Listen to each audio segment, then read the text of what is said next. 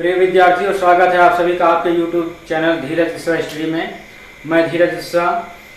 चलिए स्टार्ट करते हैं आज का करंट अफेयर्स 19 जून 2021 का। देखते हैं पहला क्वेश्चन क्या है। प्रधानमंत्री नरेंद्र मोदी के अनुसार भारत का लक्ष्य वर्ष 2030 तक कितनी खराब भूमि को बहाल करना है? तो यहाँ पे आंसर होगा 26 मिलियन हेक्टेयर। भारतीय प्रधानमंत्री श्री नरेंद्र मोदी जी ने 14 जून 2021 को विश्व मरुस्थलीकरण के दिवस के अवसर पर वीडियो कॉन्फ्रेंसिंग करते हुए ये बताया कि सन 2030 तक जितनी भी खराब भूमि है, जो कि जिसका कि क्षरण हो रहा है, जो सूखा में परिवर्तित हो रहा है या जो मरुस्थल की ओर बढ़ रही है भूमि, उसको जो है 2030 तक बहाल करना है, मतलब उसको उपजाऊ बनाना है। और वो कितनी भूमि है? तो वह है 26 मिलियन हेक्टेयर भूमि। तो 26 मिलियन हेक्टेयर भूमि को सन 2030 तक के बहाल कर दिया जाएगा, उसको उर्वर बना दिया जाएगा। इस तरीके से पहला क्वेश्चन हो जाता है। दूसरा क्वेश्चन है, कथित तौर पर डेल्टा कोविड-19 वेरिएंट के खिलाफ कौन सा टीका अधिक प्रभावी है? अभी कोरोना की दूसरी लहर आई थी भारत में, उसको डेल्टा कोविड-19 वेरिएंट नाम दिया गया। तो रूसी वैज्ञानिकों ने एक रिसर्च किया और उसमें पाया उन्होंने कि जो उनकी वैक्सीन स्पुतनिक 5 है, वो जो है डेल्टा वेरिएंट कोविड-19 के मामले में टीके में सबसे अधिक प्रभावी है। तो यहाँ पे देखिए, फाइजर टीका है, स्पुतनिक है, कोविशील्ड है। तो इन सभी में सबसे ज्यादा प्रभावी टीका जो है वो स्पुतनिक 5 है। स्पुतनिक 5 जो है रूस की कंपनी द्वारा बनाई गई वैक्सीन है। तीसरा क्वेश्चन है, किस राज्य सरकार ने कोविड-19 की संभावित तीसरी लहर के लिए 5000 युवाओं को स्वास्थ्य सहायक के तौर पर प्रशिक्षित करने का निर्णय लिया है? तो उस राज्य सरकार का नाम है दिल्ली। दिल्ली सरकार ने 16 जून को ये निर्णय लिया कि अभी जो संभावित कोरोना महामारी आने वाली है कोविड-19 की, जो कहते हैं कि बच्चों के लिए बहुत खतरनाक होगी, तो उसी को मद्देनजर रखते हुए 5000 पैरामेडिकल युवाओं को प्रशिक्षित करेगी ताकि मृत्यु दर को कम किया जा सके और रोगियों की अच्छी से देखभाल की जा सके। इसके लिए दिल्ली सरकार ने अभी से ही युवाओं को प्रशिक्षित करेगी ताकि मृत्यु दर को कम किया जा सके और रोगियों की अच्छी से देखभाल किया जा सके। तो वो कौन सी राज्य सरकार है? वो दिल्ली राज्य सरकार है।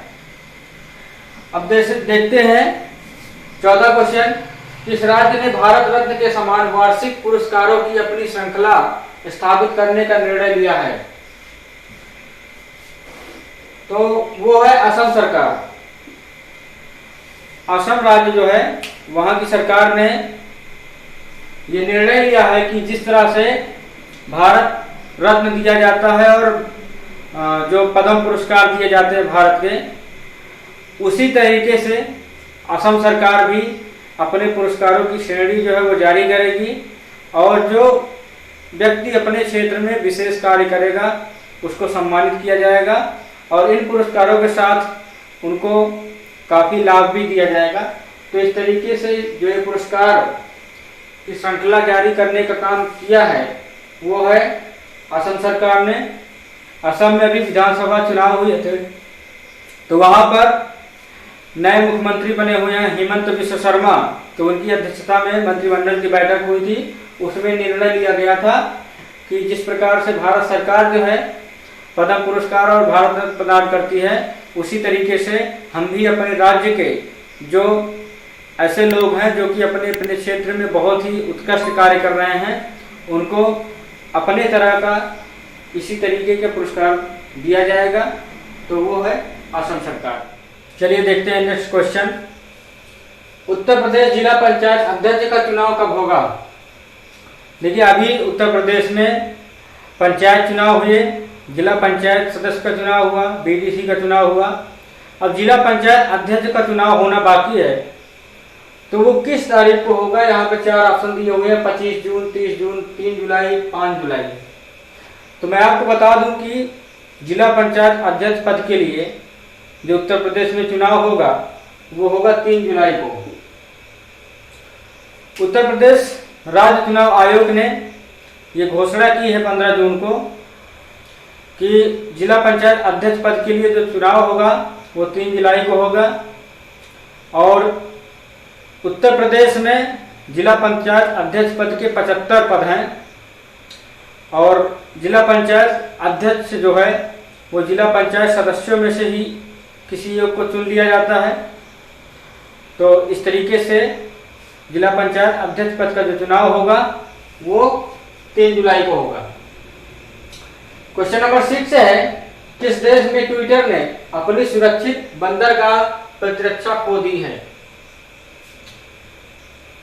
तो इसका जो आंसर होगा, यहाँ पे 4 ऑप्शन दिए हुए हैं, Bharat, US, UK, Australia.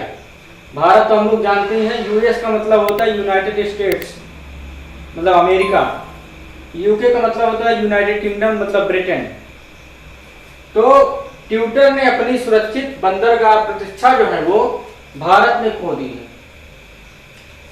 Bharat ने ट्विटर को एक समय दिया था कि आप इतने टाइम में अपने जो आईटी नियम्स हैं उसमें कुछ सुधार कर लीजिए, लेकिन ट्विटर ने वो सुधार नहीं किए। तो भारत में अब आईटी अधिनियम के तहत इनके ऊपर कार्रवाई की जाएगी। कोई भी पोस्ट जो ट्विटर पे डाली जाएगी, बिना सोचे समझे उसको ट्विटर जो है प्रमोट करेगा तो उसके खिलाफ कार्रवाई की जाएगी। और ये विवाद जो है भारत सरकार और जनता के बीच में काफ़ी गहराया हुआ था अभी तक। तो ट्विटर के ऊपर जो है अब कार्रवाई करने में कोई कसर नहीं छोड़ेगा भारत। तो ये जो मामला हुआ था ट्विटर के साथ तो भारत में हुआ है। क्वेश्चन नंबर 7 है, दुनिया का पहला लकड़ी का उपग्रह किस देश ने प्रक्षेपित किया जाएगा। किस देश से प्रक्षेपित किया जाएगा। तो दुनिया का पहला लकड़ी का उपग्रह, देखिए लकड़ी का उपग्रह बताइए, सैटेलाइट लॉन्च किया जाएगा, किस देश से लॉन्च किया जाएगा। यहाँ पे 4 ऑप्शन है, यूएस, चीन, इजराइल, न्यूजीलैंड। तो इसका जो ऑप्शन होगा न्यूजीलैंड। यूरोपियन स्पेस एजेंसी ने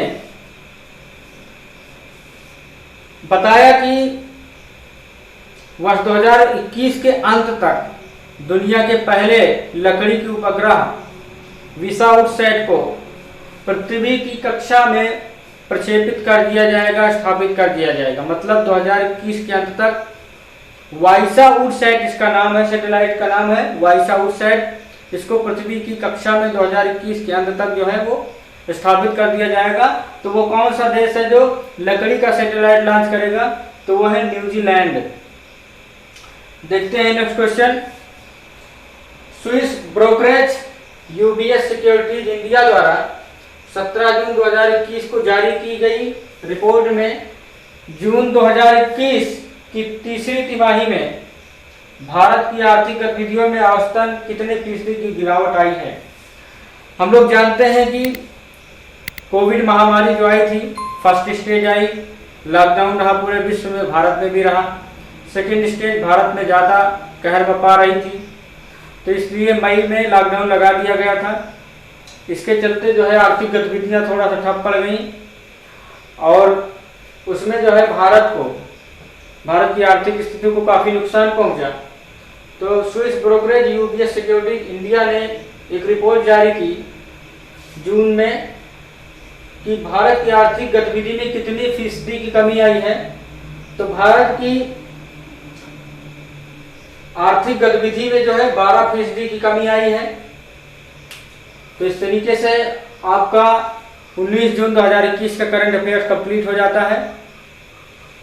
आप लोग करंट अफेयर्स डेली पढ़ा करें, डेली देखा करें वीडियो करंट अफेयर्स की और अपने आप को अपडेट रखें, क्योंकि जितने भी कॉम्पिटिटिव एग्जाम्स होते हैं उन सभी में करंट अफेयर्स की संख्या बहुत ज़्यादा होती है।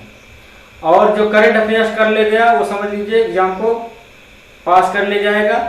तो इसलिए आप सबसे अपील है कि चैनल के साथ जुड़े रहें, और इसके लिए आपको चैनल को सब्सक्राइब करना होगा, बेल आइकन प्रेस करके वीडियो को पूरा देखा करें, वीडियो को अधिक से अधिक शेयर करें, लाइक करें और कमेंट किया करें, और ताकि आपको इसी तरीके की डेली करंट अफेयर्स आपको मिलती रहे और आप अपने जीवन में आगे बढ़ते रहें। इसी उम्मीद के साथ आज के लिए इतना ही। जय हिंद।